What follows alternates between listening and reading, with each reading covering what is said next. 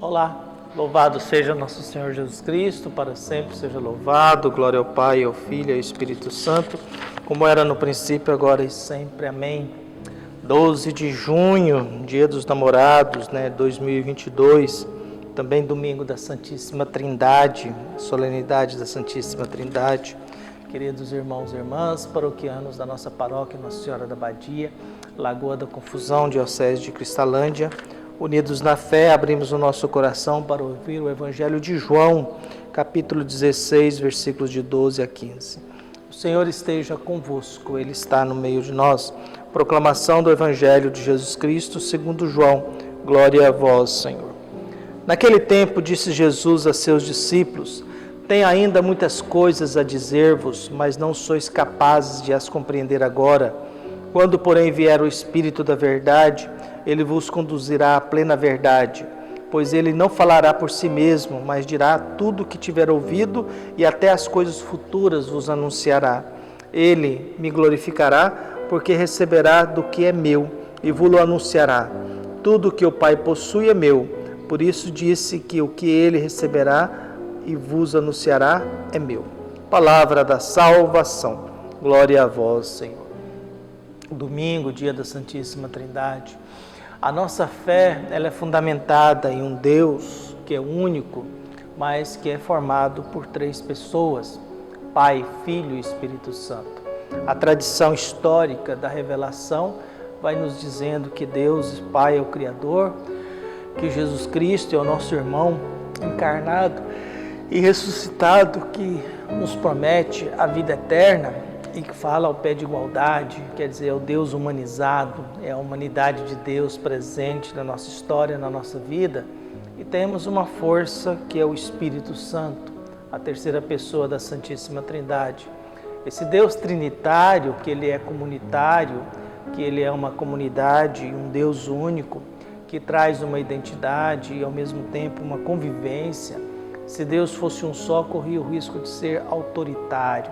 Se Deus fosse só dois, seria um dualismo. Mas quando ele é trinitário, ele estabelece uma convivência comunitária.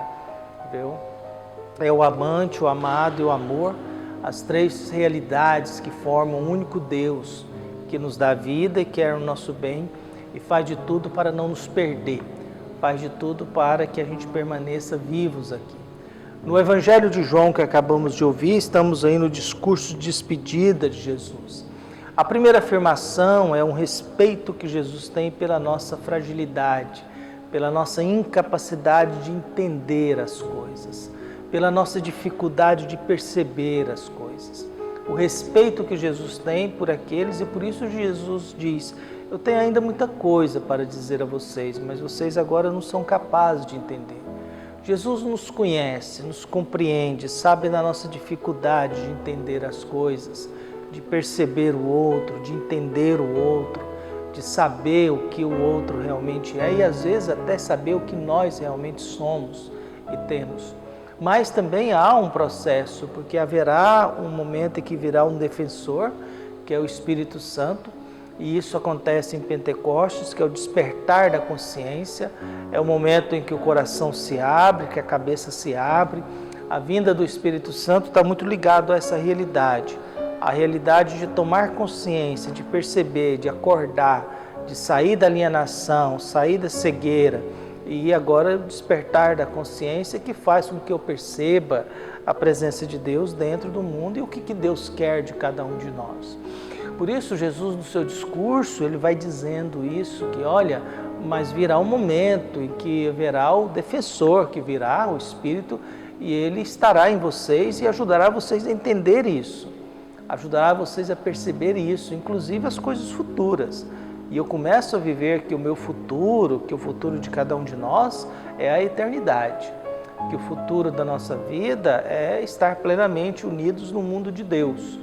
É construir uma história aqui de tal modo que a gente possa não envergonhar Deus e chegar diante de Deus e apresentar os frutos da nossa história, do nosso tempo, da nossa vida, da nossa caminhada nesse mundo aqui, julgando e considerando que Deus vai avaliar cada um de nós, não é no ponto de vista econômico, de lucro, mas é do ponto de vista humanitário.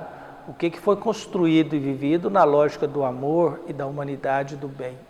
Por isso, Jesus, nesse dia em que nós celebramos a Santíssima Trindade, Deus que se revela como Pai, Filho e Espírito Santo, nós somos convidados a mergulhar o nosso coração no mundo dessa realidade.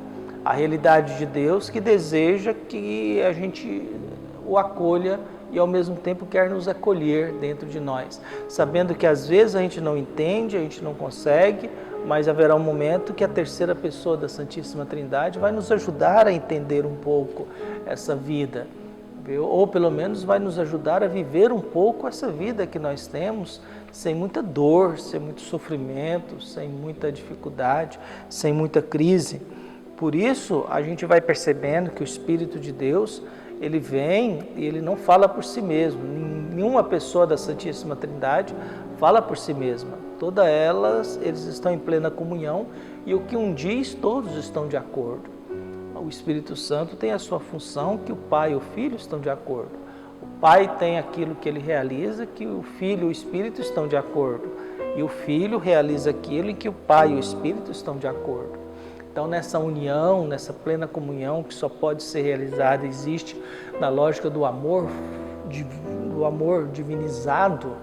Em outras palavras, Deus, Trindade Santa, é uma comunidade de puro amor, revelado a nós nessas três pessoas, que é a linguagem que a gente conseguiu para poder descrever que Deus não é um ditador todo-poderoso, mas Deus é uma convivência fraterna. E lá no meio dela tem algum dos nossos, que é Jesus.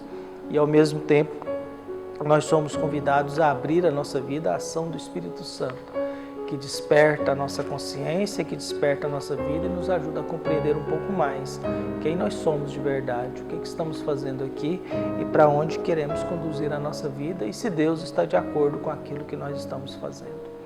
Que Deus possa abençoar e que a Santíssima Trindade esteja presente no nosso meio, nos ensinando a conviver melhor uns com os outros, e que a gente possa receber sempre a paz, a esperança e a capacidade de amar uns aos outros, que é o que Deus espera e pede de cada um de nós. Um abraço e até mais.